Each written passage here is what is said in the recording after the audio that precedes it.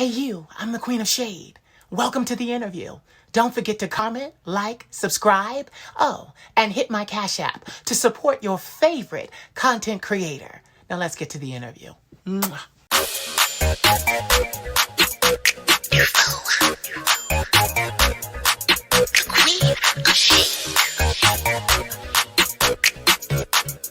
Let me tell you something. You're a bougie bitch and your mama is too. Said you're a bougie bitch and your mama is too. You're a bougie bitch and your mama is too. Said you're a bougie bitch and your mama is too. Salutations, Dufos. This is your fabulous leader, the Queen of Shade, coming at you with another special presentation. This time, I decided to bring someone back to you because the conversation we had the first time was so touching, moving, uplifting, and inspiring that I brought her back a second time for us to have a conversation. And you may ask yourself, why did you do that? Well, I did that because this person is my mommy. This person is the queen of queer rock and roll. This woman's voice, you will hear it as she speaks, and the wisdom and the knowledge and the anointing that is present. You will be blessed after having viewed and heard and digested the conversation that we are about to have. So without further ado, I would like to reintroduce all of you to my mommy, the queen of queer rock and roll, Miss Cyndi Ambivalent. Oh, so pretty. Thank you. Mommy, hi. You look so good. Thank you. Oh, I can tell, mommy, you beat your face. Mommy, you beat your face.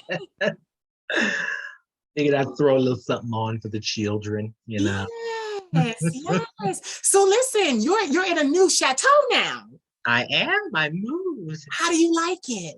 Oh, it's so nice. Such a small little area, not too busy, Yes. not too slow. It's just right for me. Perfect place for me to just, relax and become one with myself again and just, Yes. and it's so pretty. I just love it so much. Oh, I'm so happy to hear that. I hope to be moving myself soon, very soon, but it depends, mommy, on how this money works out. It depends on how this money work out. If this money work out right, then I will definitely get this. I'm moving, yes, but the money determines how far. How far? That's what's going on in my empire right now. So mother dear, tell us, because first of all, okay, everybody didn't know, so I need to look at the camera. My mother, I met her through doing the Queen of Shade years ago. And she has been nothing but uplifting, inspiring, motivational. She has helped shape my mind and also my confidence, because it was like, daughter, I'm getting goosebumps. Spirit done joined the conversation. When the goosebumps happen, Spirit is in the conversation. But she let me know, daughter, you have no idea what you're doing and the impact of what you're doing. And it caused me to, kind of make a mental note. And, as I continue to do this, she was right. Like, I had no idea. And, now that I'm in the thick of it, how that little song, Into the Thick of It, I'm in the thick of it now. And I'm starting to see, based on how you guys respond to what happens here, that this is actually a big deal. I don't look at me as a big deal. And that's just something that's not true. That's true, but I don't look at myself as being the ringleader. What I do is the best that I can do. I express myself through my fashion, you see, and with my voice and, just different things like that. But, in a world where there are so many different types of content creators, with overwhelming astronomical followings, I didn't think much of what I was doing. And I'll just be honest, but I learned from my mommy. First of all, don't compare yourself to nobody. Okay? Don't compare yourself to nobody. Second of all, you're not supposed to be looking at what they're doing. You're supposed to be looking at what the divine has given you to do. My mommy taught me that. And she has just fortified me, and I have to say this, prepared me to do what I'm doing right now. So mommy, if they miss the first interview, tell them again who you be. Yeah, let's see here. Where do we start? Exactly. Because I'm so many things. Yes, you are. Let's see. Huh, I got it. Let's see. I am a person of a certain age who's been around a certain number of years. I've established a reputation for myself as the queen of queer rock and roll, which is a title I hold very dear to my heart. And I've been involved in not just my performing, but also my activism that's very near and dear to my heart. You know, civil rights, LGBT equality, women's equality, things of that nature. Those three are my main causes that are very near to me. I I don't think I really realized until Mother's Day just how many people viewed me as a mentor and as a motherly figure to them. Because I don't have any children. I wasn't blessed to have children. But when Mother's Day came around, you know, I called my mother, spent it with my mother, and I was getting so many texts and phone calls and emails from so many people that see me as a mother figure. And whew, I never would have imagined that so many people would just see me, you know, little old person from Louisiana who's made a living for herself, as someone to draw inspiration from. I never would have imagined that that is the mark that I would leave on the world. And when the good Lord decides to call me home, I'll be very happy with what I left behind. Yeah. Mommy, you are. You are an inspiration and a mentor to us all. I've had some very rough situations in my life, and I'm just going to be real candid and real honest. When me and my grandmother fell out over the business, and I didn't know where to turn, and I was hurt, and I was down, and I didn't know what to do. And it was you, Mommy, that helped me pick myself back up and was like, baby, you got to go on. You got to go on. You got to go on and you got to do, because what you have been given was not given to you by your grandmother. What you have been given was given to you by the divine. And you have a call to answer and a job to do.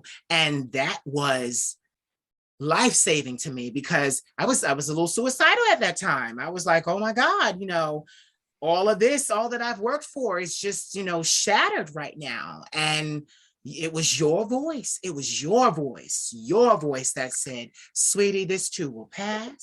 The good Lord, as you call him the good Lord. I call him the divine. You say the good Lord. You like, the good Lord knows what he's doing. The good Lord has all of our times in his hands. And I got through that because of you, Mom. Those long voice memos, our voice memos are legendary. I save them, but our voice memos are legendary. They 9, 10 minutes, 12 minutes, because it's power. It's power. And so when you say to me now that so many people look at you as a mentor, I believe it. I believe it. I believe it wholeheartedly, because it's what you do and what you are. Tell us, where did such wisdom come from? Well, they say that wisdom comes from age and experience, and I've had plenty of both. Mhm. Well, probably more experience than age. But I've been through my share of hardships in life, and there were times I really didn't think that, that cloud that was hanging over me would ever pass. Mhm. And what they don't tell you about depression is, they show it on television. It's just, oh, you're sad all the time. Or, oh, you're putting on a happy face. Or, oh, you're this and you're that. Depression is one of those things where you don't even really understand what's going on, Mhm. but you do understand that you just have to deal with it. Mhm. There would be days where I was under the impression I was having a good day. And then the littlest thing would happen. I would drop my keys before I get to the doorknob and I would just lose my mind. That Oh, would be just that one little thing. And I was having such a good day. That one little thing was enough to just send me over the edge. oh, And it gets hard, especially when you don't have anyone to really deal with that with. romances came and went. My family came and went. Never really bothered too much with having too many friends, but the few that I did have came and went. So there was no level of consistency Yeah. in my life. And I didn't feel like anything was, set and concrete as not going anywhere. And it was hard for me to really find some level of ground again and find that balance between, what is and what isn't, because I wasn't sure. And I remember my grandmother used to tell me, even though he doesn't have a physical being, Jesus never moves. Yeah. That stuck with me all of my life. And even though I couldn't turn to, anyone else in the physical sense, I could always turn to Jesus. And that's what brought me through. And some of the things that I learned during that period of self-restoration, not only do I hold close to my heart, but I share with others so they can hold it close to theirs. Yeah. You know, this is news to me, mommy, because I've never heard you speak about your depression, and it is, once again, you're motivating, moving, and inspiring me. I got goosebumps from the top of my head all the way down to my feet, because it's like, would you agree that the ones that the divine singles out, gives purpose? We perform, we perform, we perform. But for most of us, they go home to an empty house. Oh, absolutely. I I feel have like yet to crying. who I have yet to meet someone who's found some level of success and fame or notoriety or riches or any of that sort of thing. I've yet to meet someone who's acquired those things and is a genuinely happy person. Say that again. Um, I I concur. I concur. And you know what? I'm gonna see. I knew this conversation was gonna bless me, because I'm already ready to cry. I'm already ready to cry, because I'm just like, it shouldn't be that way, Mom. It shouldn't. You think that if you work so hard and you're doing something you enjoy, that the least you can do is be happy about it. And don't get me wrong, I am very much happy with the career and the life that I've led. Right, Nothing brings me more joy than knowing that I get to do something that I just see as fun. But right, so many people get, joy from it. That right. makes me feel good. I hold on to that. And it's nice to have. But when the curtains come down and Yes, when the audience leaves and I come back home, sometimes the happiness comes with me, sometimes it doesn't. right. I'm gonna be real candid, because you're my mother. I love what I do, but there's a part of me that just wants to run away, because I've worked so hard. And, people, they say, oh, well, you're amazing, you're this, you're that. And it's just like, baby, yes, I'm amazing to you, for you. But if I don't do this, what piece of happiness will I have? Because I'm anointed. And that anointing separates me. I can't, mommy, I was just saying this the other day. I can't be around everybody. I can't hang with everybody. I can't go to the discotheque with everybody. I have to be so careful with who I let into my space.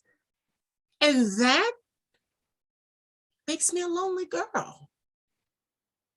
I got the cat to feel better, and she helps.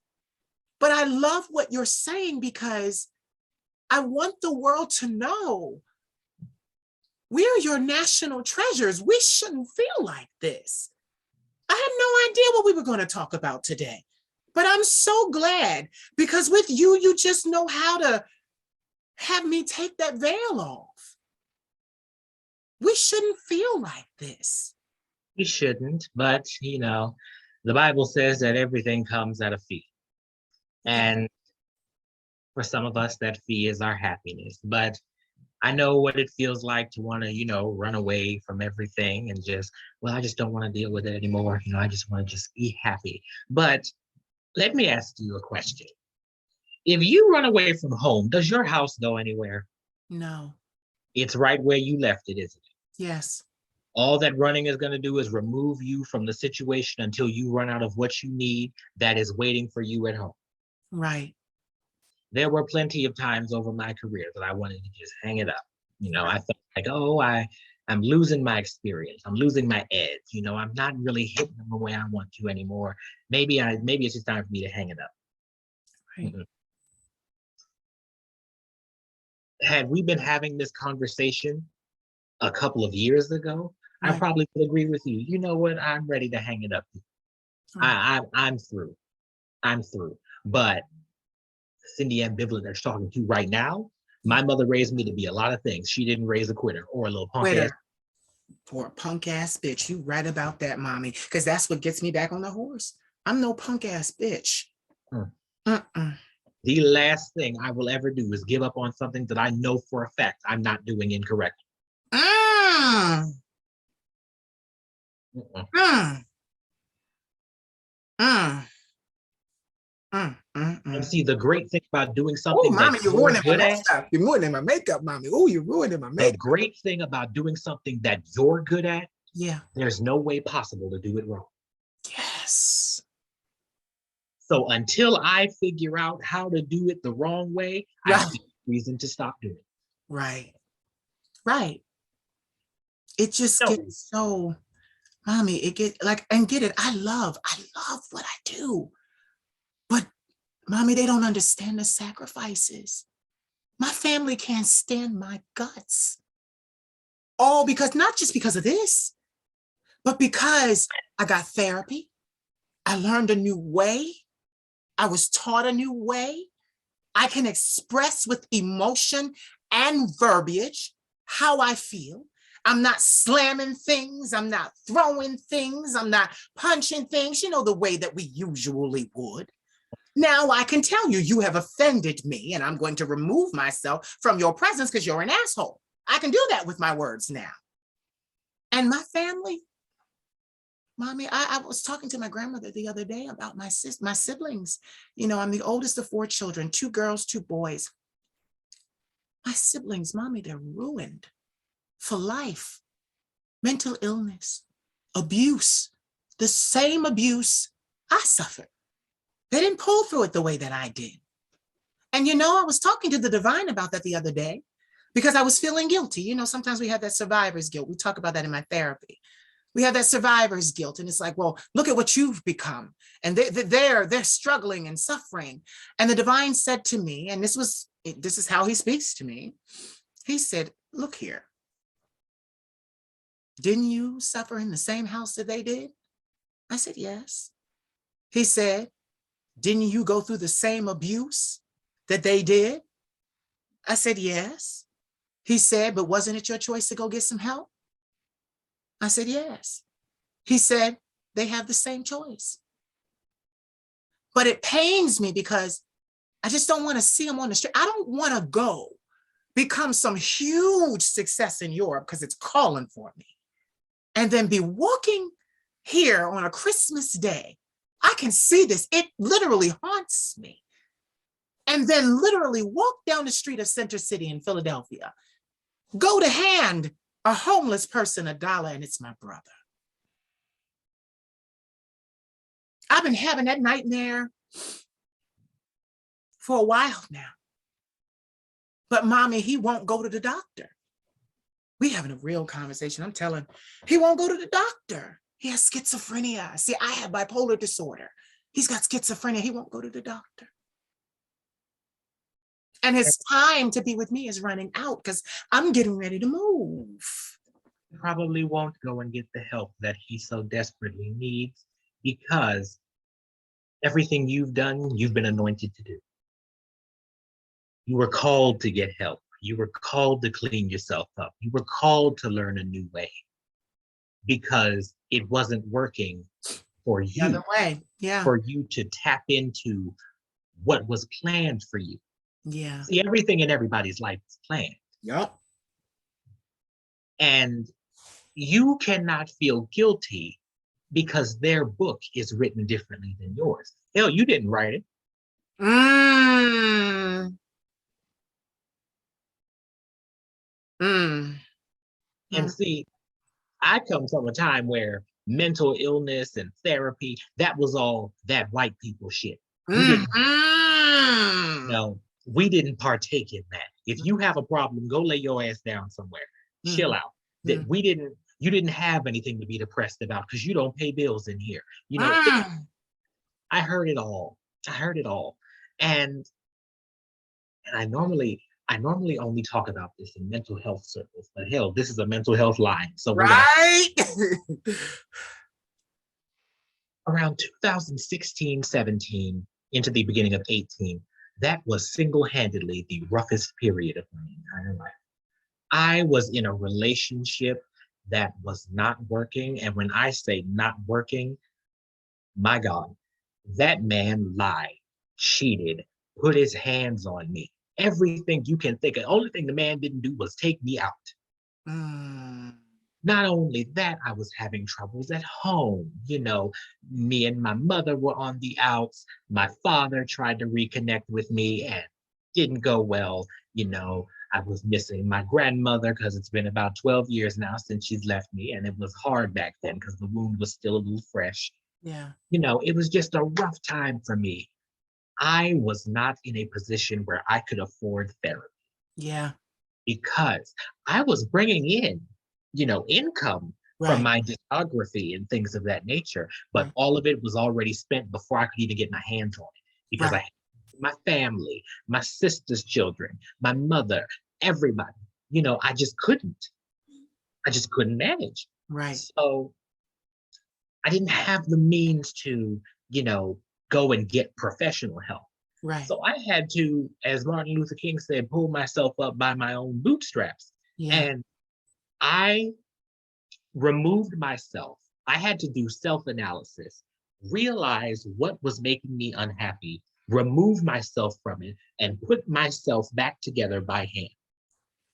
And that is why to this day, I value my mental health more than I value anything I own Mm.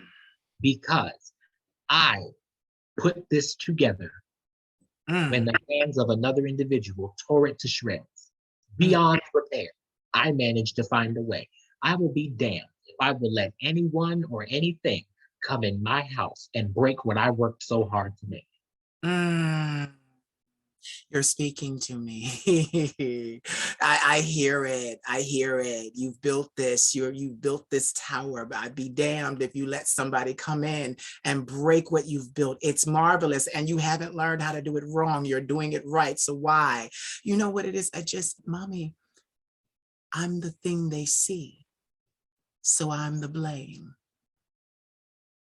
I'm And the that's a natural human reaction. Anything you get your hand on, it's that thing's fault. mm, mm, mm. There was a time if I was having a bad day, it's because I didn't put this water in a glass cup. It's in a plastic cup. Who the Right, fuck does this cup think it is? I would blame anything. Hell, if I was having a bad day, it might even be your fault. I didn't even know right, you a couple years right, ago. right, right, mommy. Right, Oh, there was a time if I was having a bad day, I'd have looked you up and cussed your ass out. You didn't even do anything. right, right. But But accountability is a yeah. powerful thing. Yes, It's a powerful thing, not just self accountability, the ability to hold yourself and others accountable fairly. fairly, The operative word being fairly, because fairly. not everything is your fault and not everything is everybody else's fault. Right. That's where we tend to get wires crossed with accountability. Just because you realize that, this thing happened because this person did it, doesn't mean that this person is the primary source of all the things that are wrong. Right. That You was for me to give them too much blame. You give them too much blame. give them too much blame, which ends up giving them too much power. Mm. When you allow somebody to wrong you, that gives them power over you. And until you let go of that hurt, they keep that power. There are people sleeping in their graves that still have power over people walking this earth. Right. Because forgiveness is not as easy as it sounds. Nope. Forgiveness and accountability are two of the hardest things you will learn as an adult. Yep. Yep. And I still struggle with them occasionally. I'm a lot better now, but sometimes it's not always easy to just, forgive and move on. Even if it's for yourself and not for the other person, it's still hard. Mommy, sometimes I have to shut out the voices because I think to myself, how am I going to go live this lavish life, this beautiful life, get my chateau and be a star, and my whole family is fucked up? But you're right. The flip side of that is they all had choices. Exactly. So how are you going to do it? You're going to do it. Yeah. And that's just that. You're going to do it and you're going to like it because you earned it. Yeah. See, that's what my psychiatrist said yesterday too. He said, he used that word with me. He said, you earned this. You earned this. And my therapist, because I have a psychiatrist and a therapist, they both keep using that word with me. Fix my hair. They both keep using you earned this because, my therapist and psychiatrist, they monitor what I do. They watch. They watch to see, is she in good spirits? Is she in good health? What is she putting out? And there's never been a complaint. They're like, no, you're in full mind, sound body. They're like, no, go forward. Do what you do. Do what you do. There's no problem here. You're not in jeopardy of anything. You're not losing anything. You're not slipping. You're not manic. Do what you do. But I keep revert because I never really realized the price would be my entire family. Nobody ever expects that. In a perfect world, I would still be on speaking terms with every member of my family. Right. We don't live in a perfect world. Right. If we lived in a perfect world, I would be a size 4 still talking to my family. Neither one of those are true, and they're not going to be. Right. And my family is too messy, and I like pound cake. Neither one of those are going to happen. Right. And we just have to accept it. And I was just getting ready to say, that's what I was trying to say, and you said it. You just have to deal with it. Yeah. There are certain things that are inevitable in this world: death, taxes, and people who don't like you. Wow, mommy. Death, taxes, and people who don't like you. Now, 2 of those can be avoided. You don't have to pay taxes and you don't have to go outside, but you're going to have a really uncomfortable life if you don't. Yeah. There's always going to be somebody who doesn't like you. The reason why they don't like you, none of your business. Yeah. None of your business. And I always said that. What somebody else thinks of me is none of my business, whether it be positive or negative. Because the minute you hear somebody else's thoughts about you, consciously or not, you start to fine-tune your behavior based on opinion. If it's good, oh, well, if you like this thing I'm doing, let me just keep doing it and do more like it. Then you'll like me more. Or if it's negative, well, if you didn't like this, even though I really enjoy it, I'm going to stop doing it because I want you to like me. I want you to like me. So I'm going to do whatever you want me to do. Either way, you're not being authentic. Right. There's a young man that I absolutely adore. I've adored for years. And he lives in New York City, and he's just absolutely beautiful. But he was jealous of the fact that I had the type of men that I had in my life. And then he was like, I had to let him go because I remember when I first started, he was like, oh, why are you wearing wigs? And da, da, da, da, da. And then I became this. And I even tried to go back past him. He'd been watching. He knows who I am. He knows how the story ended. Won't say a word to me. And I got the best part of him. And I said that to myself. I said, listen, you can't go backwards. I got the best part of him. And it was a drawing done by one of the famed artists in New York City. It was the best part of him.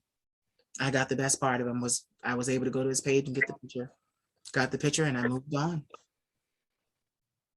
It's sad, Mother, when your family really prepares you for how the world will be for real, for real. Like, that beyond them actually trying, the bad that they do also prepares you to like, if like, oh, I'm not worried about you because my family did that. And if I could survive them doing that, I ain't worried about you. And in a way that's, it's not really fair and it's not really kind, but it's also the best thing they could have possibly done. I know. They've desensitized you to the glitz and glamour of life. Yeah. And because they've done that, you will never live in a false illusion ever a day in your life. Right. I remember when I was a child and I would spend summers with some family members, and before I'd go outside every morning, and I never understood why they did until I became an adult. They say, have a good day, have fun, and remember, outside of these four walls, nobody has to like you. Wow. Now that fucked me up as a child. What do you mean ain't nobody supposed to like me? Right. That's some pretty dark, deep, heavy shit to say to a 6-year-old. Oh my God. But when you get grown and you realize some shit, they were right. They were right. Nobody has to like me outside of my house.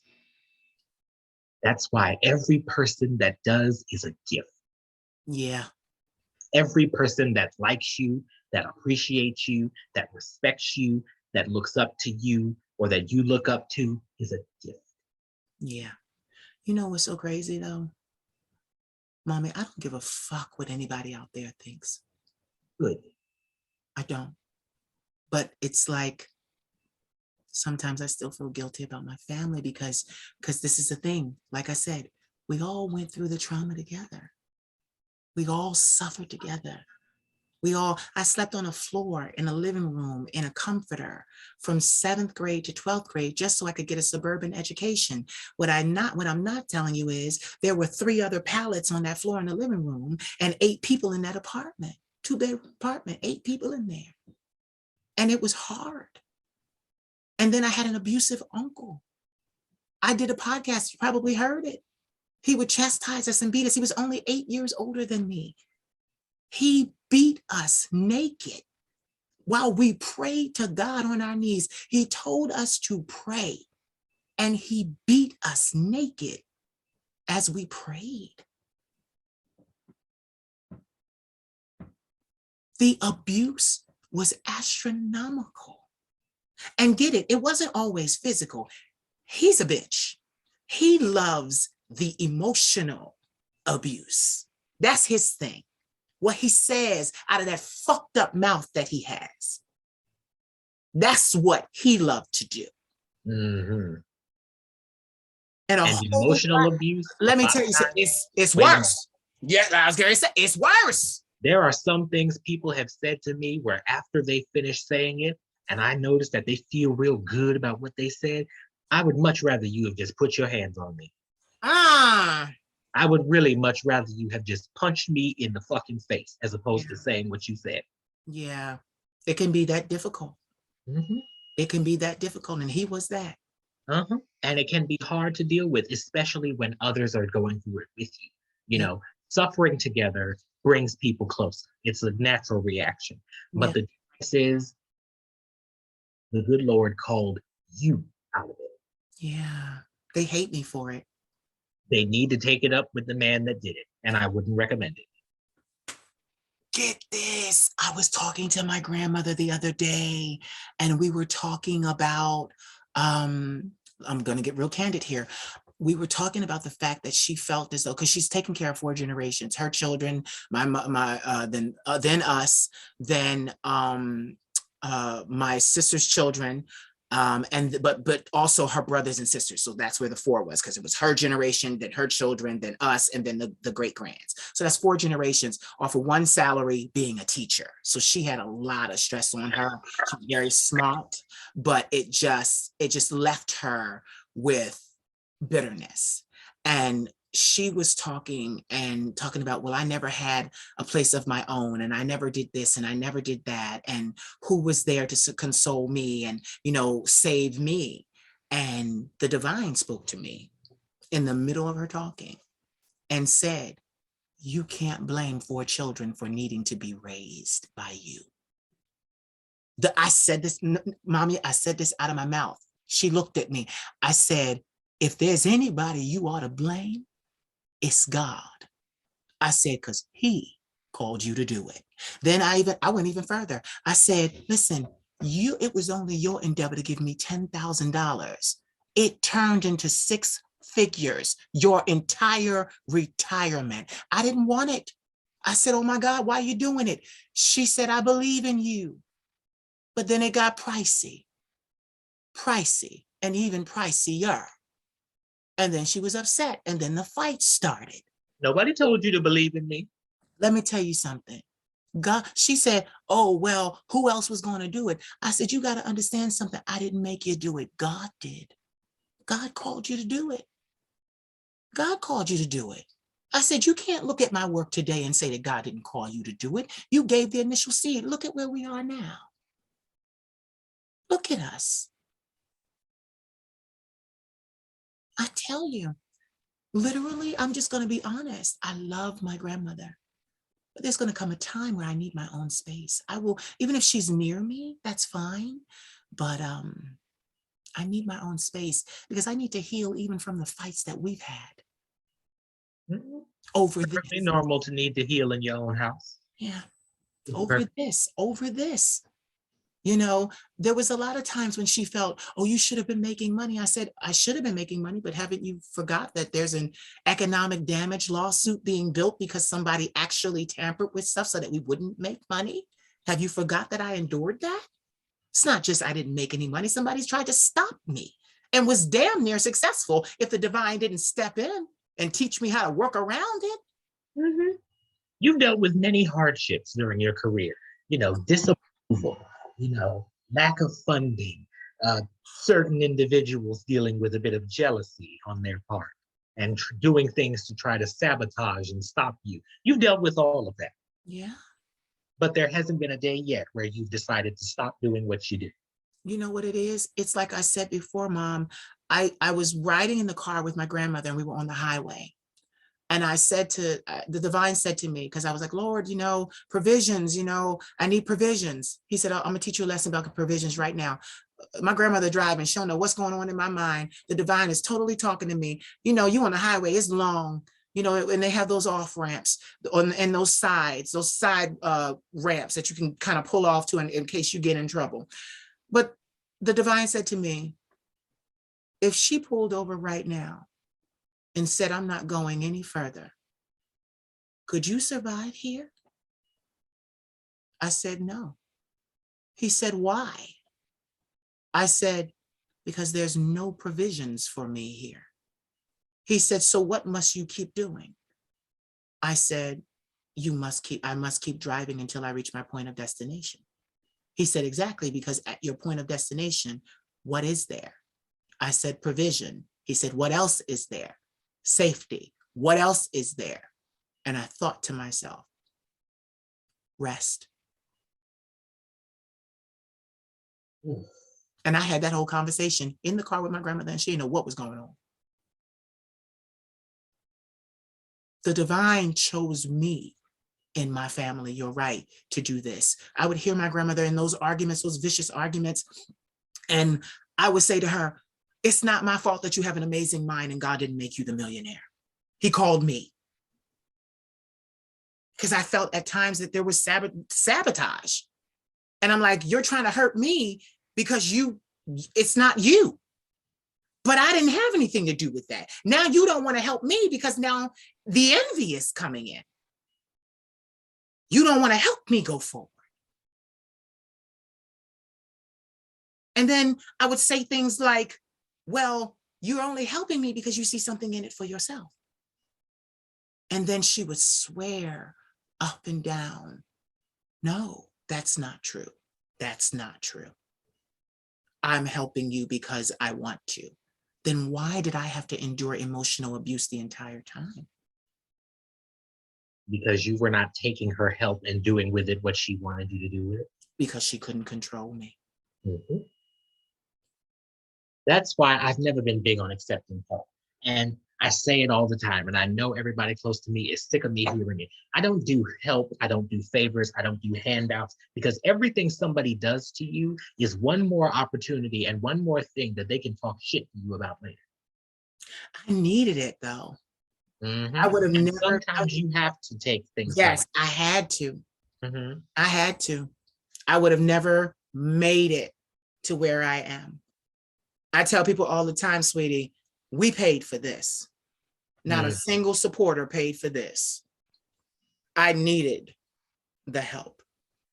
And I remember, you remember, we had that huge falling out around Thanksgiving 2 years ago. And I called and I'm like, Mom, not only does she not want to help me anymore, but she wants me to give her double of what she gave me. And I'm like, that's not fair. And it was put to me, either you give me this or you've got to find somewhere else to live. And we got through that. We got through that. But the world, until now, doesn't understand what it's like, as she said to me yesterday, to be the first. I'm the first generation wealthy in my family. The first. There has never been one. My mother's side, my father's side. I am the first. My clan came from the projects of North Philadelphia. And I've been climbing ever since. I know what it is like to be at the very bottom, on his way to the very top.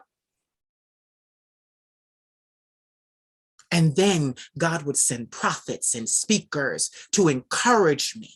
You're going to make it. But they would always tell me, you're going to be hated. Hated for what you amass. Hated for what you have. And it's already started. It started before I even had a thing with the certain person, the Hollywood person. I couldn't even see what they saw. I couldn't even see it. I didn't know what I had. And the tampering and the blockings and the derailments happened. And it's just like, it's been happening and happening and happening. And it's crazy because I had something happen a couple of months ago. One of my favorite aunt, actually, my favorite aunt, who is no longer my favorite aunt. Things happen. But I'm talking to her. Now, mind you, I'm talking to her during the hours that I work. She's not offering to pay me. She's not offering anything, but I mentor. So we're talking about things in her life and I'm giving her advice for free. She never offered to pay me, but then comes out of her mouth and says to me, but you can be so full of yourself sometimes. And I took it, but then I got angry and I thought about it. You live in 4 walls on a fixed income, a non-practicing lesbian, mental illness.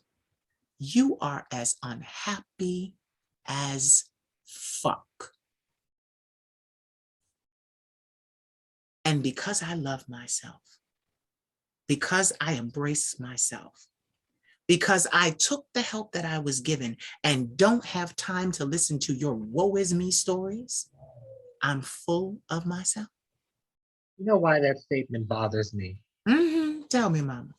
It's funny that she says you're full of yourself, Mhm. but willing to accept advice from you. So you can be full of me, but I can't. Oh, check, please. Check, I, please. We're ready to go. I'm not really wrapping my mind Exactly. around how So, that's fair. exactly. You can utilize what gifts and talents I've been given. But if I use them for myself, I'm full of myself. And I recently figured out this TikTok thing. So I'm doing, little videos and pretty clips and things like that. And I see all my family members following me. Why? Why now? Oh, because you're sniffing around. You can smell it now. You can smell it. And get it, even though my grandmother and I, we had those outs, because we did. I love her because she actually did give me real help. I'm going to take her with me. But we'll be fine. But eventually, I'm going to buy the house next door. Eventually. So I can check on her. You know, I can check on her. We'll build a little, like Liz Taylor did. We'll build a little bridge in between our houses. You know, I want to. But this is the thing. If I feel for you and your story, and I want to be the best and make sure you have the best, you know my story. Mental illness, drug addict mother, crazy father, abusive uncle and aunts. Why can't you have the same compassion for me? Why are you so consumed? Just having compassion for you benefit them. Yeah. What do they get from feeling sorry for you? Nothing. Nothing. Nothing. Nothing. Nothing. I tell you, people aren't fair. I try to be. I try to be, mommy. I try to be so fair. But starting to realize, even in my clan, they're using me. Fairness is a blessing and a curse. I learned that over the years. I was always taught you go out in this world the same way you came in, by yourself. Yeah. Even twins are born one at a time. Yeah. Therefore, the only person you should really look out for to a, extensive degree is yourself. Not to say you can't do for people out of the kindness of your heart, because you should. Yeah. If you have it and you're able to and you feel it in your spirit to do so, you absolutely should. Yeah. But don't get carried away. Don't get carried away. Don't get carried away. And don't think that everyone that you help is going to be appreciative. See, that's why I don't do things for people expecting to thank you. I do them because I want to do them. Yeah, that's different. Yeah. Which is why I don't do things for people very often. Yeah. And I would venture to say you had to arrive at that. I had to get there because I'm at a point I don't like people. Mm-hmm. I don't like people. Mommy, I don't either. And I have so many friends and associates and people that love me and they love on me and I love them too. But it's not because of the person that they are. I'm all about spirit and energy. That vibe is what draws me into people. And outside of the people that I have allowed to become an extension of me, yeah. I see no reason to fraternize with everybody. I could be walking down the street and someone, morning, ma'am, don't fucking. Do we have a problem? Uh-oh.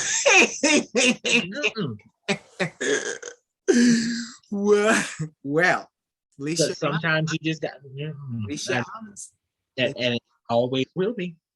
Yeah. Sometimes I'm just at a point where entertaining the general public is no longer something that I feel like I needed. You know what? That is where I am, Mom. Because my thing is, I'm a part of an elite community, fashion community.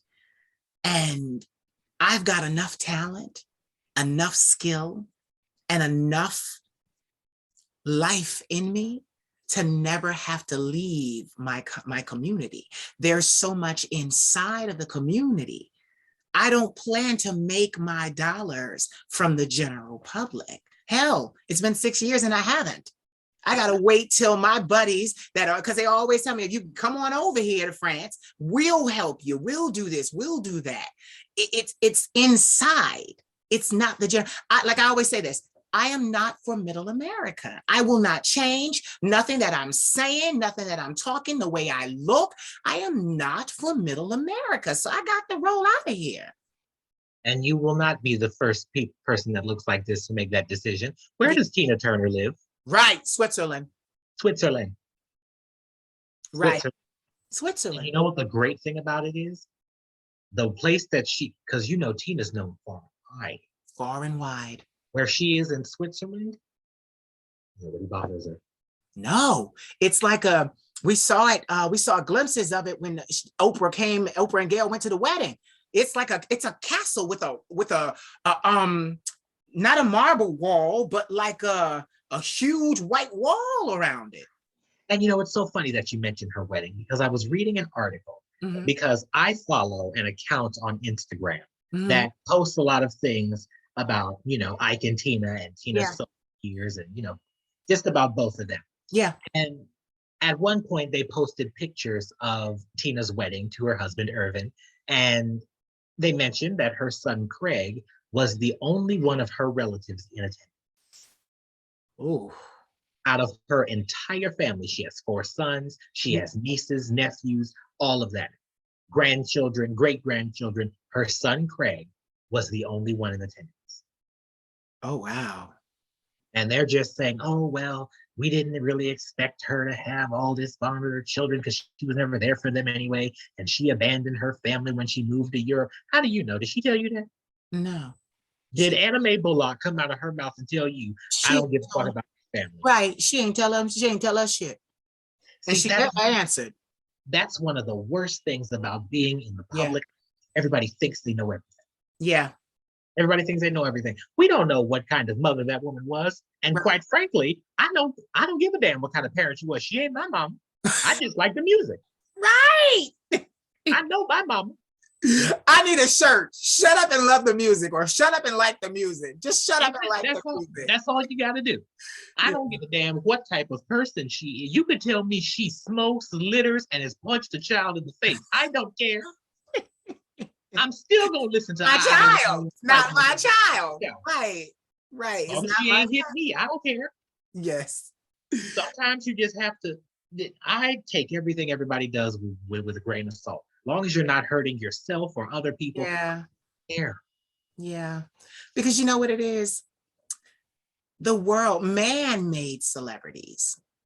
Man-made, oh, they're stars and they're premiere, and they're separate and you can't touch them, and da da da da. And that was a way, and you couldn't get to them for years, decades. Now with social media, you can go right over. She may not answer you, but you can go right on over and say, hey Tina, hey Diana, hey Beyonce. You can leave a comment on their page. If you think about it, the concept of celebrities by itself is really kind of weird. Yeah. You mean to tell me that we worship this person for doing something that anybody with the right amount of practice and free time could be doing? And money. And money? Right. Like, I've always found that a little weird. Like, and there would be times I'd be performing and I stand in front of the audience and they're all screaming and clapping and cheering, losing their minds. And I'm like, what the hell is wrong with you people? What is your problem? That's an odd reaction to have to your adoring fans, but I Yeah. understand. Yeah. Like, it feels good. Like, it makes a bitch feel special and everything. But, like, But why? why? Yeah. What makes what I'm doing any different than the person who was on the stage before me, other than the fact that I'm better at it, Right. Now that's the thing, being better at it. being better at it? However, just a participation ribbon or something, or a little plaque by the bathroom with my name on it, like Yeah. something like that. Yeah. It's just, and then I realize people envy the celebrity lifestyle because, well, at least before social media was on the It's rise, still it in. was so mysterious, Yes. It was so mysterious. It was so Yes. elusive. It was like an exclusive club. Matter of fact, there's a dating website strictly for celebrities. Yeah. And I can't think of the name of it right That's now. with an R. That's the So, millionaire one too. yeah. And it's so exclusive, you have to have a reference from somebody that already has an account on the app. Yeah. It is just so mind-boggling how, like, people in the superheroes almost. It's like, how do they do that? Why do they do that? What are they doing when they're not doing that? What do they do when they're not in front of a camera? It's interesting. And of course, now, thanks to social media, we tend to mind their business more than we mind ours. Right. And that leads to a lot of mixed opinions and, people thinking they have say and anything of that nature. And maybe it's just me because of where I'm at as a person. Um, if you are not directly benefited by the situation that I'm going through, I see no reason to explain it. Mm, Like, if it doesn't have anything to do with you, or if it's yeah, not information that I would like to share with you for exactly. whatever reason, I don't see a reason to. Right. We make celebrities tell us everything. Mhm. And get angry if they don't. Mm-hmm. No, get this. I had someone on my page, and they like every now and then I get people that ask me for money, so I block them.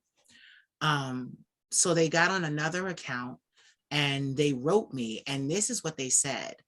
You know, why is it that you can only give support and help online? Why is it that you can't give financial support? And then they use this line on me. They said, you're a public figure. It's your duty and responsibility to help. You know what I did? Blocked her again. Bitch, are you kidding me? That now Your I'm a duty right as a public figure of a is to entertain. let me tell you something, and I do more than that. I teach. Don't be dumb. You won't be dumb after you hear me. And it's like, you know, people, well, what, how are you giving back to your community? Honey, for the last 6 years, 22,000 self-help videos. Kick in the ass. There you go. There you go. Y'all didn't have to pay me for them. There you go. Are you kidding me? And we don't ask Caucasians that. We ask African Americans that. Why? Because Because we seem to be the only ones that are obligated to give back. our community is the only one in need. No, Oh, I get it. Because they don't want to have to be responsible for helping us. So they want to make it the responsibility of the people that quote unquote make it out to reach back and help them. Oh, because you don't want to give them what we rightfully deserve. And you don't want to come up off of none of the stuff you took from us. Oh, so that's what that is. You don't want to come up off of none of that stuff you sitting on. So you say, oh, let them worry about them. No. Mm-mm. Steve Harvey said, Steve I don't. Harvey. But Yeah. I think Jennifer Aniston has a lot more means to help the public than you do. Right. Sarah Palin, a lot more means to help the public than you do. Okay. Okay. So You know, you turn I can around think of and at least 20 white women that can help the public a lot more than you can. right? I agree. And it's like so first of all, y'all not even gonna ask the right people. Like the right people, because these people got money to burn. They assume that just because you have the time to sit in front of a camera and do the things that you do, oh, you must have a surplus of income. Bitch, this is my job. This is my job. I don't do this shit for shits and giggles because it's Okay. fun and I want something to do and there's nothing good on TV. Okay. This is a job. This is a job. And I am so in tune with my career of being somebody to look at. Yes. I go above and beyond for shit I'm not even being paid for. Yes. Do Yes. you know I started getting ready for this interview at 11:30 this morning? I hear that. At 11:30 this And morning. it was at 5:30. They need to And it was understand. at 5:30 p.m. Right. I started getting ready at 11:30. I can't breathe right now. I I can't breathe. Mama, don't pass out on me, please. I am sitting down. You can't see shit below the titty line. I can't breathe. Mama, don't die. I gotta be able to take you out for tea. No, we gotta have tea in Paris. Don't die. It is like you gotta go above and beyond, and that's still not enough for these people. I'm about to swallow my damn kidneys, and this isn't enough for y'all. I don't know what to tell you. I don't know what to tell you. Oh. If pain is not enough of compensation for whatever it is you want, fuck it. I don't know. Right. Good night. But you know too, that's you taking pride in what you do to bring, you're a performer, you're an entertainer. But it is wrong for people to, it's wrong for people to perfection. I said this the other day because I've been saying it. I said it on Twitter. I said, dear content creators, content creation is about production, not perfection. I said, keep putting out your content and your message will translate. It doesn't have to be perfect. It just has to be produced. That's what keeps a lot of people from making it in the business. You're so focused on perfection. When I started performing, matter of fact, I'll let you know a little secret. I Mm, have never taken a voice lesson in my life. me either. I've never done anything professionally. Because I don't want no bitch to try to tell me what to damn do. I know what I'm doing. Right. But you know what? None of the greats did either. Gladys Knight, never. Patti LaBelle, never. Mm-mm, never. Them great, they could just sing. And they knew, and what I loved was, but back then, singers had individuality. Nowadays, they all sound the same. But back then, it was their individuality and their originality to sing the way that they did. That That's why I how don't they like a knew lot them. of new music now because Yeah. everything is just a gimmick to Yeah. sell records. If you have talent, you don't need a gimmick. Yeah. Talent is your gimmick. Yeah. Yeah. Yeah. Yeah. I had this And if one it's producer. not the gimmick, it's always just everybody's fighting with each other and Yes. where do y'all have time to make music if y'all are just kicking each other's asses all the time? Right. I agree. Like, you didn't hear about, like, not to say the people of the old time didn't Yeah. have discrepancies and shit. Right. Aretha and Patty didn't like each other for years. We Right. didn't know about it till they got old and didn't give a shit anymore. Right. Right. People didn't even know Aretha Franklin didn't like Tina Turner that much. Right. Why? And I probably shouldn't be telling you this because I'll tell you why. Do you know Aretha Franklin slept with Ike Turner while he was married to Tina? Oh no. They say she tried to get that book banned because the other one that ran around with her, I forget her name, another famous singer. They ran around together and she said they couldn't keep them legs. Mm-hmm. Mm, mm. Back in the day, there was an air of, Let's say allegedly, just in case. allegedly, Allegedly, just in case.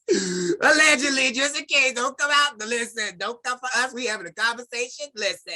there was a time where discretion was key. Like back in the day, you didn't hear about Gladys Knight going to Patti LaBelle's house to fight her in the yard over some shit Bobby Blue Bland said on the tour bus. Yeah. Like that didn't happen. You didn't hear about that, right? Nowadays, it's just all out in the open, and they're too busy fighting and do You know really. why? You know why? Because now they're in the mind frame that everything you do sells. Your roses and your shit. We got to sell it all. It's weird, Mom. See, me personally, I would never subject myself to allowing people to see me at such a low point.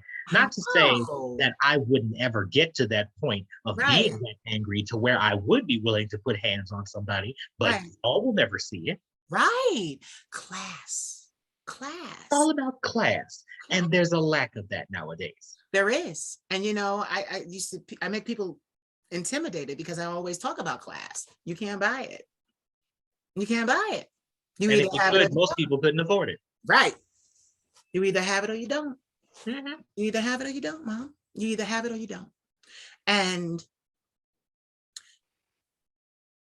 it's so long gone are the days of the past. But I have a career because of this new age. It's not even about the fighting and stuff like that. I mind my business. It's about the social media. It allows me to reach people that I never could have reached had I had to run around from city to city and try to get somebody to see me. Mm-hmm. They all said no. They all said no.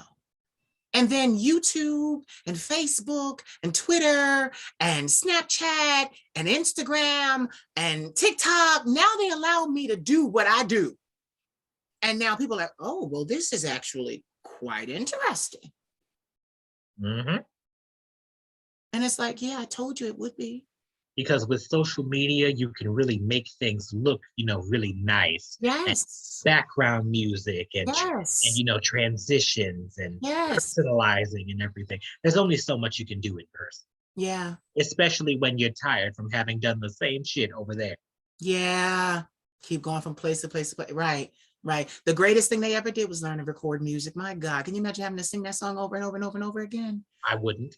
Oh, I wouldn't. Me I either. wouldn't. I I tell mean, people, I'm gonna that's do right. this shit 3 times. If you didn't hear Right. it on the fourth, I don't know what to tell you. Yeah. No, no, no, no. No, no, no. Mm. Mm-mm. I love that. I tell people all the time, hit play, baby, hit play. Mm-mm. I've always been very selective about, recording music Yeah. because maybe it's just me being old fashioned. But if I record music with someone, how do I know what you're going to do with it? Right. Or that I'll be properly compensated for whatever you decide to do with it? See, you think the right way, Mom. Of Mhm. course you would. Of course you would. It's the same way with me. I don't do collaborations. I don't For me not, to do a collaboration with somebody, I have to know for a 210% fact yeah. from the pit of my heart way down to where this nipple is right here, Yeah. Yeah. from this whole area right here. I Yeah. need Yeah. to know that you will not do anything to fuck me over. Yeah. If I even think the slightest thought that you might, I don't mix my music with anyone. I don't, that's off limits. I have people, oh, we should do a song together. Oh, we should. No, we shouldn't. no, No, we shouldn't. No, we shouldn't. Because get it, that's actual residual income. All this other stuff, create content creators are trying to create stuff for residual income, but that's actual residual income. That's something you can pass. That's a legacy. I'm not playing with that. I'm not playing with that. I got no time to play with that. the only way I would ever do a collaboration with somebody, you have to be somebody I already look up to and admire. Right, right, Like you have to be somebody where the thought of being in the same room with you just makes you just excited and exhilarated, and you get charged right there. And it's just like like, oh, I have to feel that. yeah, And a lot of the people that have asked me for collaborations, and I'm not going to name names here right, because I'm aware that this is not a monetized platform and they'll get you. right. Some of the people, and because I don't listen to a lot of modern music nowadays, what's on the radio. But some of them, I look them up, I'm like, who the hell is this? I go to look, and I'm like, what the fuck is this? And then I come back, I'm like, what the hell is your problem? And then Who the hell is this? What the fuck is this? What the hell is your problem? like, I don't want to wait a minute. Who are you hollering at, baby? What happened? Why are you yelling? What happened? Tell me what's wrong so we can fix it now. You don't gotta go screaming at people. Calm down. Especially the rappers, all that aggression and shit. Who are you mad at? Oh my God. Mama, these rappers better get it together. So many of them have died. Yeah, because y'all won't stop hollering at people. Listen, allegedly, I'm gonna say allegedly, but I really believe that these record labels are taking out life insurance policies on these rappers because they just allegedly they're just not living long enough no more. You ain't gonna live to the end of your you ain't gonna live to the end of your recording contract. They're like, baby, we need to recoup all our money. All of it. And then all of it. Yeah. That'll be the quickest get rich quick scheme there ever was. Yes, let's sign this rapper. He'd be dead in 6 months. We make our money back. I signed 3 of them. I can buy a horse. I'm not playing with y'all. Yeah. It's like, oh my God. Mama, I'm so grateful. We always have very serious conversations. And they're beneficial. I really wish everybody had somebody like this in their lives to talk to. I'm so yes. And I'm not editing, I'm not editing shit out. It's going up the way that we said it. Literally, it's going up the way we said it because we meant it and we said allegedly on certain things. So we did. So I think we're covered. Yeah, we're covered. We said allegedly. Have anything to wear to court, so don't. Right. Listen, I got this big old crinoline skirt on. Big old crinoline skirt, the velvet top, and the big crinoline skirt with the little ribbon and stuff. Like I ain't got no court clothes. Right. Well, get this. I never have to do jury duty ever again. Never. Because my doctor wrote me a note because of my bipolar disorder and my acute anxiety. Being in a courtroom and having to decide whether somebody's guilty or innocent, I just can't do all of that. So I'm out of it. What'd you say? Say it again. I couldn't imagine. Yeah. It already sucks having to do it, but especially in that mindset, oh my God. Yeah.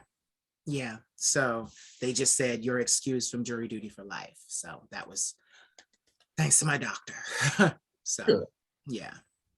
And that's the thing too, you know, I would say to my grandmother too, you do realize I did this with mental illness, right? You do realize that I did this with a whole bunch of shit wrong that will never be right. You do realize that, right? I did this and I take medicine and it'll never be cured. You do realize I did all of this mentally ill. You do realize that, right? And then when I say things like that, I'm like, then I look at my family and when they get on my nerves, I'm like, so what's your excuse? Y'all sane. Y'all right, y'all got right sound mind, sound body, sound spirit. What I'm wrapping rings around you and I'm the mentally ill one. What's the holdup? Lack of motivation will keep anybody from doing anything. Yeah, you're right. I think one of the hardest lessons that I ever had to learn from looking at my own family, some people just don't want to be productive. Yeah, I agree. Some people just have no desire to amount to anything. Yeah, And you really can't say anything to them because the Bible says comfort is a subjective leisure. yeah, You know, there's only so much you can do with it. And I believe that the good Lord moves who he decides to. And if he doesn't want you to move, he's going to line you up, sit the fuck down, and shut up. yes, That's what he does. And, yes, you know, there's nothing that really can be done about it. And I spent a long time feeling bad about it, you know, with my siblings and my yeah, family. Just, I really want them to do good too. I really want them to do this and that and be on my level so that I don't have to leave them behind. If they don't want this, I'm just talking through a wall. you're right. So I believe that's what gave me at least some level of peace when it came to leaving my family behind. They didn't want to come with me anyway. And that's the thing, Mama. I'm going into the stratosphere. I'm going into the stratosphere. And it's like, and the thing is, I will be honest, I have chosen family. You're my mama. I got two or three young men that are like my companions. It's platonic, but they are like just amazing and they're there for me. And that's about it as far as family goes. And my nephew, he would kill me if I didn't say that.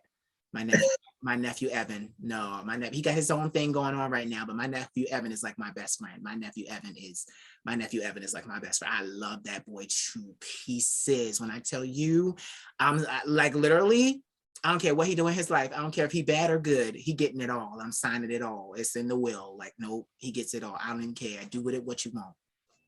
I love him that much. I never had children myself, and he was the closest thing to a son that I've ever had. And to hear him say to me, he said to me one day, he said, Unc, he said, I never thought that I would learn how to be a real man from a gay man. That to me, yes, yes, Mama. He said because he said to me, he said, Unc, I've been here 5 years. I watched you work in that room in all kinds of weather, because some years in the summertime the AC didn't work, and sometimes in the wintertime the heat didn't work, and I'm sitting here with cold feet up here entertaining, doing all that I did, and he watched all of that. He watched all of that. And I love it because now when he gets into things, because he's very musically inclined, when he gets into things with his buddies, you hear him like, whoa, whoa, whoa, whoa. We got to look at contracts. We got to do this. We got to do that. Because my uncle, no, I done seen it. So, and I love that about him. We are so similar. I'm the firstborn grandson. He's the firstborn great grandson. So we have that same anointing, you know, of being the first of our generation. So it's just like, oh, I love him so much. But it's You know just what I just heard from all of that you what? just, I heard two things. I heard a very touching story about you and your nephew, but the short version that I heard was, you're his Cyndi Ambivalent. There you go, mommy. That's your purpose. There If you you go, don't mama. ever amount to anything else in life, hold on. Yes, mama. Hold on. Yes, mama. Yes. Yes. And you're right. That's what that is. That's exactly what that is. It's something like, oh, mama, I'll be working on my grandma. I'll be working on my grandma. I'll be working on her. I'll be working on her. I have to work on her because I'm just like, I don't want her to make the mistake, because some things she did, she didn't know she was doing, you know? Some things, it was how she was raised, it was how she was taught, it was what she did to get by. But I let her know, Mama, this is a different, you know, Queen Mother, this is a different dispensation of time. You can't say these things to people, you can't do these things to people, you know. And she's always, she gets upset because she doesn't want to seem out of touch, but this really is a different time. It's a different time. Well, And there's nothing wrong with being out no, of touch as long as you're willing to learn.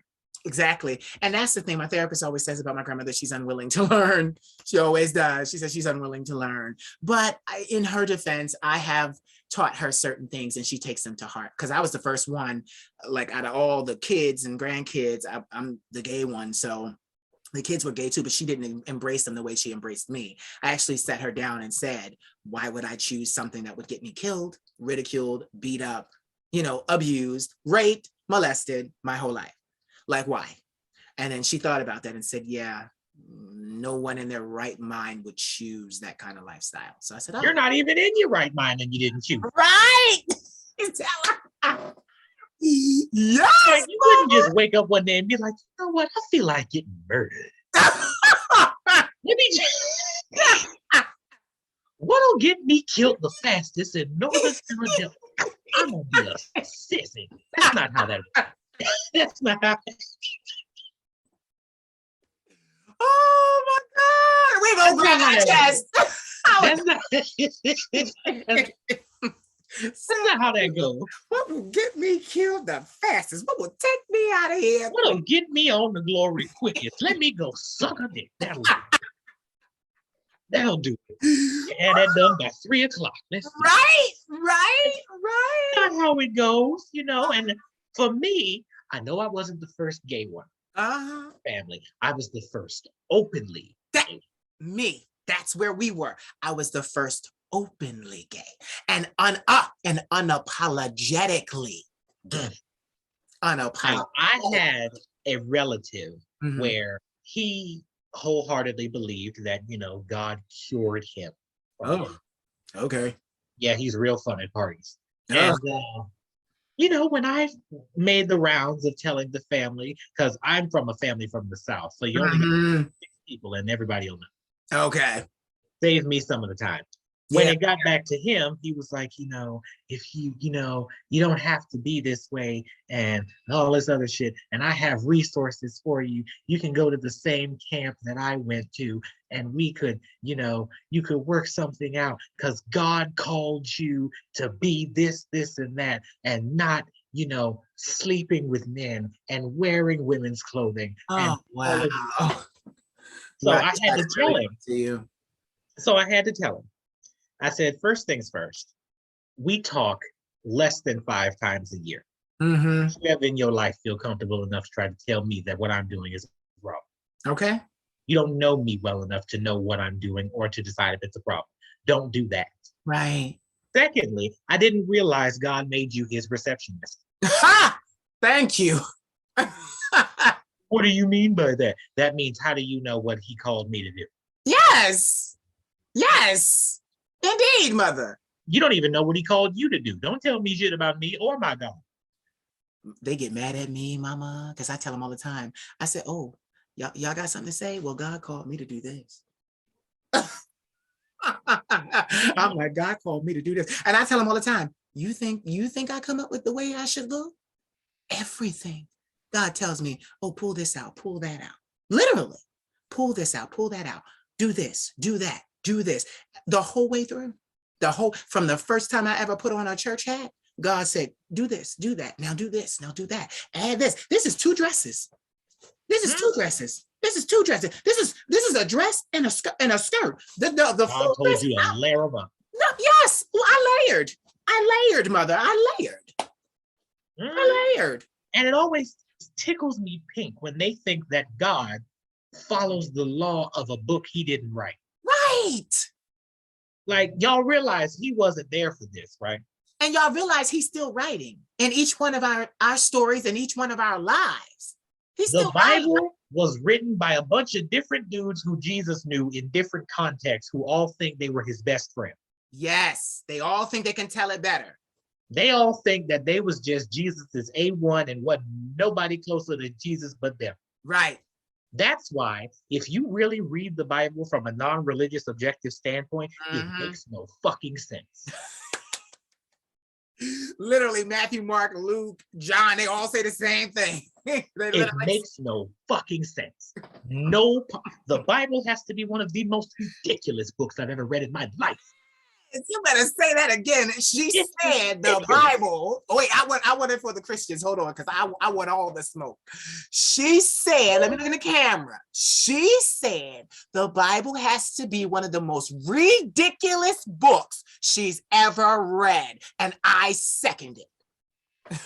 Because not only is it written just out of order and Yes. it's just weird, and then at the very end it says amen. So the whole book was just a long ass prayer. It's just, and then you take these things, how are you supposed to apply them to the modern person? Exactly. Exactly. Not only that, what makes you think you get to pick and choose what you get to apply to the modern person? Exactly. Exactly. Do you know 21 years ago in college, before I left, God set me down in a chair in my room. I was sobbing. I was manic. I threw out all my clothes, my computer, everything. I was sleeping on a cot in the dorm room. God said, get up. He said, sit in this chair. I had double windows because we were up in the mountains. I sat down in that chair. He said, touch the top of your head. I touched the top of my head. He said, I'm going to give you a crown for your head, and you are not going to have to die to get it. Hmm. Today, I am the trademarked queen of shade. Can nobody You own that. Yup, can nobody take my crown? Can You nobody own that. take my crown? And I am in the process of getting licensing for the term queen of queer rock and roll. Yes. I work too hard. Okay. You work I too work hard. too hard. You work way too hard. You Too work hard. yes, way too hard to get that time. And people have always asked me, why queer rock and roll? Why can't you just be the queen of rock and roll? Number one, my name's not Tina Turner. Exactly. And I number feel you. two, I like the distinction because it makes people uncomfortable. Yes. It makes people uncomfortable. Nobody likes to use the word queer anymore, I know. especially white people. Yes. White people hate that word. Allegedly. Allegedly. I cannot tell you how many times I've performed for heterosexual audiences, and I Yes. insisted that they introduce me by my title. Exactly. They try to change it up. Oh, bring to the stage rock and roll's own Cyndi Ambivalent. You got Bitch, that's not what I did. right. That's not what I did. No, you got Rock it and roll all don't wrong. know me. Right. Hmm. No, you got it all wrong. And they'd be like, well, we can't say that because it's a dirty word. Well, if it's a dirty word, I certainly can't give a dirty performance in this establishment. And since it's last minute and you can't get nobody up in here tonight, I would advise you to go ahead and write that note on your little pad. Okay. We'll just do. That's what the fuck I thought. Mama, I love you. I love you. I love you. I told you in the first interview, I was never playing any games when it came to my career because too many games were being played with me. Yes, you did, Mama. You did. You did. Mother. And I think it was Michelle Obama. She said, when they go low, we go to hell, or something like that. I think that's what she said. Yes, when they go low, we go to hell. I love that. No, I just love it. I love nothing that. more than making people uncomfortable with my glass. Yeah. It's powerful. It's powerful. It's powerful. Yeah. Knowing that a room full of people can just be so bothered by your existence and they don't even know you. Yeah. Oh, that's power. Oh my God, that just makes me feel good. I just love that so much. Yes. Yes. Like I'm doing Jedi mind tricks on a bitch from miles away. Oh, I love it. That's why I continue to do what I do. Because I've had people tell me, why do you still do it? Why do you still do it? Yeah. And I can never just give them one answer to that question. I do it because I enjoy it. Yeah. I do it because I was called to. Yeah. I still have people to inspire. Yeah. There are people that look up to me. Yeah. And for me, it would be a little bit hypocritical if I spent all my time giving you advice and telling you what to do without properly showing you how it's supposed to be done. I hear that. I hear that. I've always been the type, I like to lead by example. Yeah. Yeah. by example. And you've seen me perform. Yes. Yes. Oh, Yes. you've seen me perform. Yes. I I always give it 110%, and I'll continue to do so. Shh, Mama. Speaking of that, a little birdie told me that there is no more retirement. Retirement has been canceled. Retirement is over. I am in talkings with a lovely band, and we're setting things up and getting Yes. things together because I figured if you sit down too long, you'll forget how to Yeah, I agree. sit down too long, you'll lose it. And that is the last thing that I ever wanted. I would hate to be one of those people that's just known for something that they can't really do anymore. Oh, I know. Oh, You I know, know. Oh, especially when all the people remember you for doing it and you want to do it so badly. I just imagine it breaks Tina Turner's heart that she can't travel anymore. yeah. Yeah. I just imagine that just tears her up. I never want to get to that point. I've always said I'm going to continue doing it until I am physically unable to anymore. And even if I have to just wear a long floor length gown and sit in a chair and Yeah. sing, I will continue to do that. Do you know that's what I'm actually setting my career up for? Because Absolutely. I want to literally be able to just sit. Like I'll stand while I can. I'll stand and give you glamour and sing. But when I'm older, because my thing is it's not just about the music anymore. I'll sit there and give you wisdom. You will come to it'll be a summit, honey. A summit at sea. And I'll sit right there and tell you everything I learned. And you will buy the memoir on your way out. Don't play with me. Mhm. Okay? And Yeah. lots of people would be Yes. very interested in that sort of. Very interested in the lifestyle, everything you had. Because, I think why I started off the interview the way that I did and I was so tearful was because you're my mom. And I've been feeling that lately. I'll be 40 years old this year. I've been at this 20 years behind the scenes, trying to get it right. And the last 6 have been better, but my God, it's been a climb. And I'm just like, I want to do this before I lose vitality. But you know what? It's God's plan and his will. And I'll do what he allows me to do. I'll do what he allows me to do. And, I think I really have come to terms with that, but also practically, because like you said, you don't sit. Like I done lost all this weight. My doctor looking at me, he's like, "Oh, you done lost 8 pounds, 9 pounds. Like, what are you doing?" That's because I'm in this room doing my crunches now and my push-ups and my bicycle kicks to get back into the rhythm of being able to stand up there and do what I do. It's time. It's time. I'm still scared to go to a gym because COVID is real and I had it and I don't want to die. I had it and I thought I was going to die, even though I was vaccinated. It was crazy. But yeah, I'm back and getting my arms. My nephew tells me all the time, he says, "I love your chest, uncle," because he's like, it's coming back in. And he's like, "My God, you're just so strong in your arm and it's slender." And you're right. I want to do it as long as I can. As Get long as much exercise equipment as you can fit in your house. yes, and go and have at it. Because I know Have at it. one thing I definitely need is that elliptical. I used to do 30 minutes at the end of every workout for singing. For the singing, you need the breath. Mhm. I'm a soprano. I need the breath, honey. I can't be standing up there and die out of breath. And I'll never forget it. In the beginning of my career, Mm-hmm. well, not really the beginning, towards the middle, Mm-hmm. before I retired, Mm-hmm. I've always been known for having a little bit of a rasp to my voice. Mm-hmm. Mm-hmm. A Like little rasp ain't never hurt nobody. absolutely not. And just, like that gravelly type Yeah. thing. And they loved that so much. Yeah. Yeah. And I hated the reason for it because of these sorry bastards right here. Oh, the cigarettes. And I had someone try to tell me to quit. So I Mm, figured, you know what? I want to quit anyway. Let yeah. me go ahead. So I quit and my voice changed. And I was able to go like higher on the scale and it had Yes. a more like lilted tone to it. It was very Yes. light, very airy. And I Yeah. went out performing and everybody hated it. They hated it. And a woman approached me after a show and she was like, "Were you lip syncing?" I said, Oh. "No, that was me." She said, "No, no, no. That might have been you, but that wasn't Miss Cindy." She Oh. said That woman looked me dead in the face and said, "That's not what I'm willing to pay for." Oh my God. And then it dawned on me, this woman is absolutely right. Mm.